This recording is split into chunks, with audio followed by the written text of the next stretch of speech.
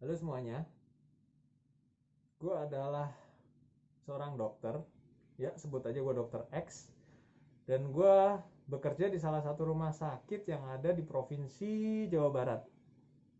Sebut saja kota tempat gue bekerja kota Y, dan rumah sakit tempat gue bekerja Z.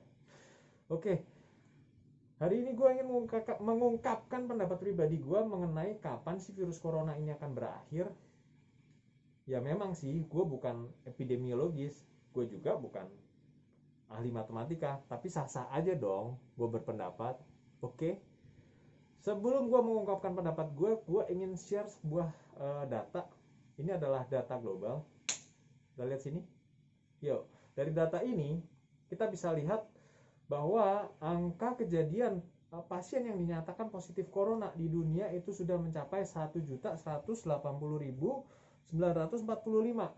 Bayangin John, skor cacing gua aja hampir kelewat sama pasien yang dinyatain positif corona. Oke, terus yang kedua, kita mau lihat angka kematiannya. Angka kematiannya di sini tercatat 63.893. Kalau dihitung secara persentase itu sekitar angka kematiannya sekitar 5,4%. Dan data ini saya dapat per tanggal 4 April tahun 2020. Oke? Ya, sekarang kita masuk ke topik. Kapan sih corona ini akan berakhir? Oke, kita belajar dari Cina ya. Kita belajar dari Cina. Pada akhir Desember tahun 2019, virus ini ditemukan di kota Wuhan. Ya, kasusnya semakin hari semakin bertambah sampai akhirnya pada tanggal 23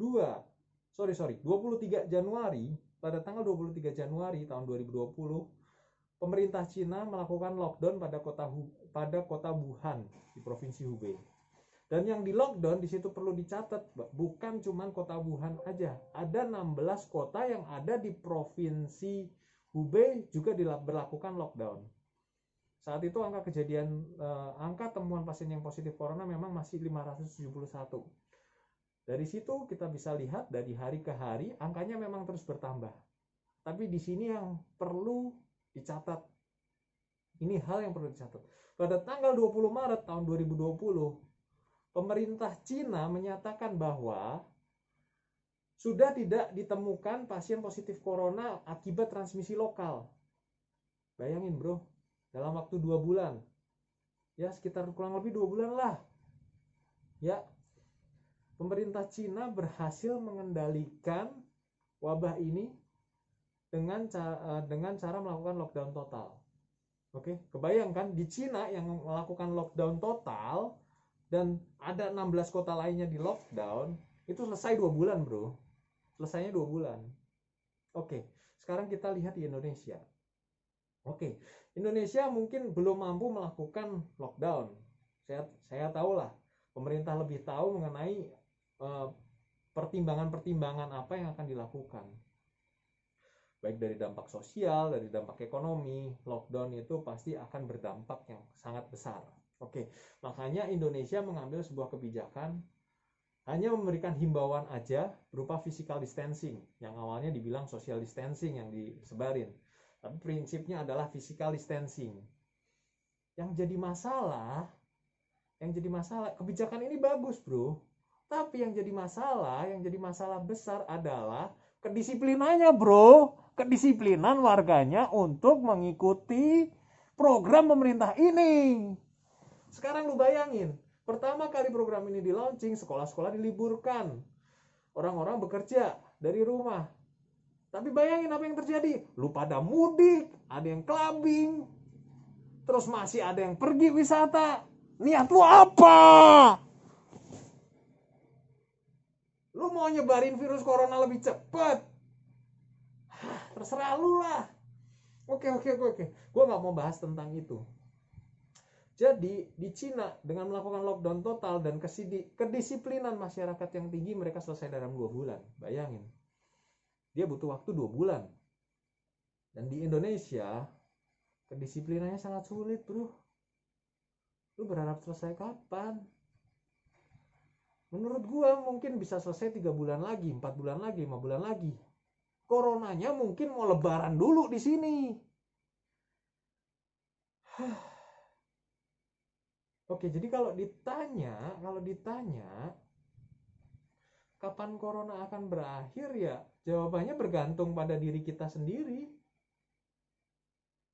Tergantung pada kedisiplinan kita sendiri menjalankan regulasi yang sudah coba dibuat oleh pemerintah kita. Makin disiplin kita, makin cepat kita bisa memutus rantai penularan virus corona. Oke, kita bisa lihat data di sini ya. Oke, ini data di sini, ada juga data di sini. Dari data ini kita bisa lihat, ini yang ngitung bukan gua bro, yang ngitung ahli matematika dari Universitas Indonesia. Yuk, kalau per tanggal 1 April, di sini semua dibahas per tanggal 1 April, dan di situ dilakukan 3 simulasi. Simulasi yang pertama tidak ada kebijakan signifikan dan tegas, dan kita bisa lihat.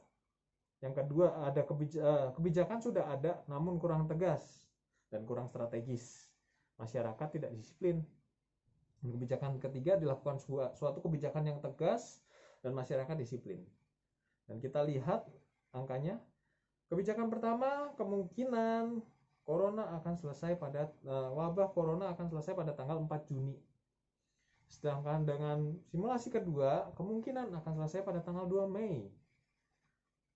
Dan apabila menggunakan simulasi ketiga, kemungkinan akan selesai pada tanggal 16 April. Yuk, jadi dari sini kita bisa melihat bahwa kedisiplinan masyarakat mempunyai peranan yang tinggi untuk memutus mata rantai ini. Jadi saran gue, ya tetap di rumah aja, jalankan perilaku hidup bersih dan sehat, dan lakukan physical distancing. Dan kalau harus keluar rumah, pakailah masker. Pakai masker kain nggak apa-apa. Itu sudah direkomendasikan.